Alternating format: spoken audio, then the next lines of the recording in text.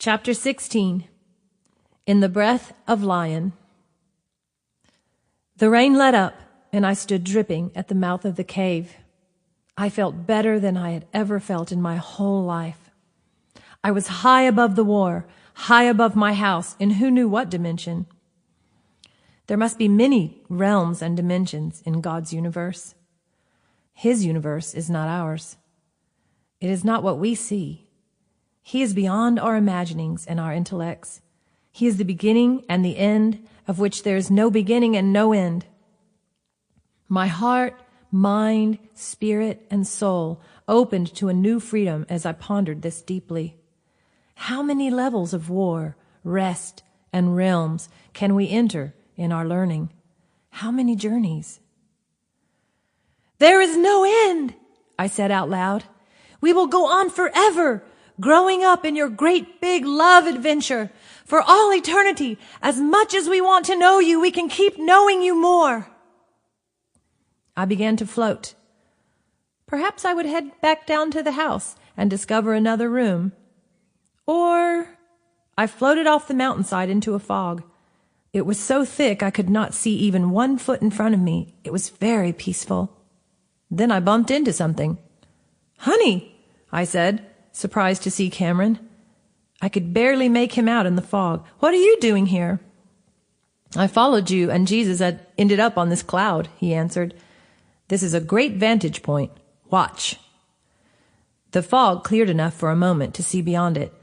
I say beyond because I'm learning that what seems to be above or below may not be any direction we know at all. Rather, I was beginning to think in dimensions. I saw hordes of demons again. Cameron strung an arrow from his quiver, and it sang its way straight into a demon resembling a large oozing sore. The arrow hit dead center, and the demon disintegrated. I could sense Earth's dimension in that very moment, and the saints who were fighting in this messy realm with very little sight and precision. They could not always see to direct their prayer arrows. I noticed little balls of fire shooting up around us through the demonic realm. "Look," I said, "what are those?" Before Cameron could answer, I reached out and caught one. It didn't burn me, but turned into a wad of paper in my hand. I opened it. "What?" I wondered out loud.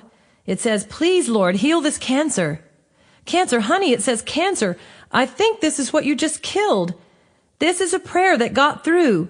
You killed the demon and it came through. How many have you shot from here?" I asked excitedly. "I don't know," he answered. "Several. I've been picking them off for a while." "You are saving people on earth. Wow. This is amazing. When we hit the mark, the prayer goes through," I said excitedly. We started shooting demons together, Cameron with his bow and arrow, while I used my boomerang dagger. We did this for a time until we saw a fog cloud like a hand reaching out to us. "I believe we are being summoned," Cameron said. We stepped on to the billowy palm, and it pulled us back in the direction of the ledge where I had sat with Jesus. Lyon stood on the ridge, drawing us in on the path of his breath. We rode his inhale until we were standing right in front of him. He had a seriousness that led us to walk around and stand behind his massive head, which seemed even bigger than before. When he exhaled, he roared. It started like a low, magnified rumbling sound from deep within him. Good thing we were standing behind his head. I'm not sure we would have survived the hurricane winds from his roar. It built up to deafening layers, almost like 1,000 human shouts mixed with breaking tidal waves. The roar cleared the mist, and we could see little lightning arrows raining into the demons, never missing. The arrows were followed by beautiful metallic hologram-like beings holding bows. Lyon had called them. We watched as they advanced on the enemy effortlessly, taking the demons out a section at a time. By the time the horde saw them coming, it was too late. When you have died enough to yourself and what you think you need, you will be transparent to the enemy. When you've loved enough to lose yourself, you will become transparent to the enemy. From this place you will effortlessly conquer. From this place you will effortlessly lead people to my love, not by your ability, not by strength or force, but by my breath you will hit the mark. I thought to myself that this was only a small section of what we had ahead of us to conquer. Lyon read my thoughts. Yes, this was a small section of the demons of disease. You've been taking out sections of different hordes, little by little, since the waiting room. Now you are growing to new heights and simpler ways. These metallic angels, I said, they remind me of the worker angels. Ah, yes, again. They have been assigned to help you, and they will stay with you. They also change as you grow. You will be able to mow down the enemy in greater quantities, faster and simpler. The higher and deeper you move into my love, the simpler it will be. You are becoming like me. Lyon blew his hot, sweet breath into our faces. We took it in and let it consume our whole being as it rolled down our foreheads and cheeks like sweat. We tasted drops on our lips like honey butter and smelled the familiar scent of toasted roses. Then the most incredible thing happened. I stood up strong and tall and roared back into Lyon's face. It was a tremendous sound, though it barely ruffled the edges of his mane. This brought him so much pride and excitement. He was my proud Father Lyon. I was his lion cub. I was part of his pride. Get on, he rumbled with a tinge of laughter. Cameron climbed up on Lyon's huge back and hoisted me up in front of him. Lyon's lively fur wrapped around our legs and held us there like strong fingers. It was the safest feeling in the world. As we started up the mountain, we could see that we were in a vast range heading up to one of the peaks. Lyon took his time, stopping along the way to roll and play on lovely green plateaus flowing with crystal springs. We sprawled in the golden sun next to Lyon, buzzing with great satisfaction. He talked to us in friendship and sang rapturous verses and captivating melodies. His voice melted over us like warm anointing oil. The smell of the wild mountain flowers wafted up all around us, giving more life to his songs. We listened for a time without measure. Come up here with me to your house on the pinnacle of glory,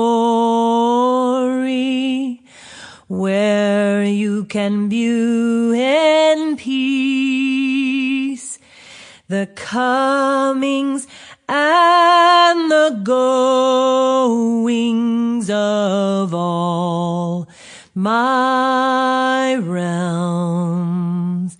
Stay with me, lie with me, the lion and the lamb.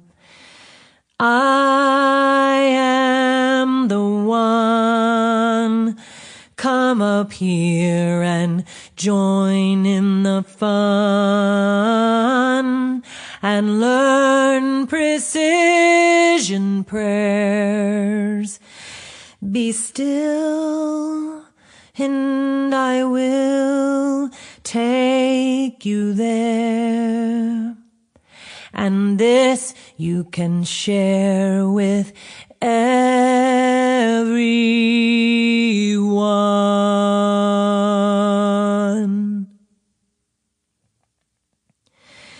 We looked deep into his eyes as he sang this song, and there we could see the lamb. He was bleeding in the eyes of Lyon. And as Lyon sang on, their sounds joined together, swirling around like a joyful tragedy beyond words. Come with us, look into dimensions. Come with us, sit in heavenly places. Rest here, live here. Heaven on earth as it is in heaven. All you need is here to take away the fleshly craving, to change the atoms of your body, to change the molecules in your mind to mine, to see with our eyes, the eyes of the three, Father, Son, and Spirit, united Trinity. Move the world from its own stagnant place, in peace and ease, in hopeful grace. Come, come, come, know me intimately. Watch your enemies fall one by one, them all. We began to climb the mountain again, Cameron and I, on Lion's back. We talked to the birds and other animals we passed along the way. Again, we could all understand each other as we spoke, sometimes in English, sometimes in many other tongues. Lion spoke to all the birds, fish, and animals, taking his time with different ones, never in a hurry. He took us to the pinnacle of the mountain. We could see many other peaks pointing up all around us in this range. He stopped, and we saw a little cabin with a lovely garden out front in the distance. This is your mountain home. You have fought many battles and had many rest stops and forests. You have traveled into new depths and heights and have been given mansions. Here, where you can see through my eyes, the smallest place is the highest place. Welcome. Lion sprang up and disappeared into the woods beyond. Shadow walked out of the forest.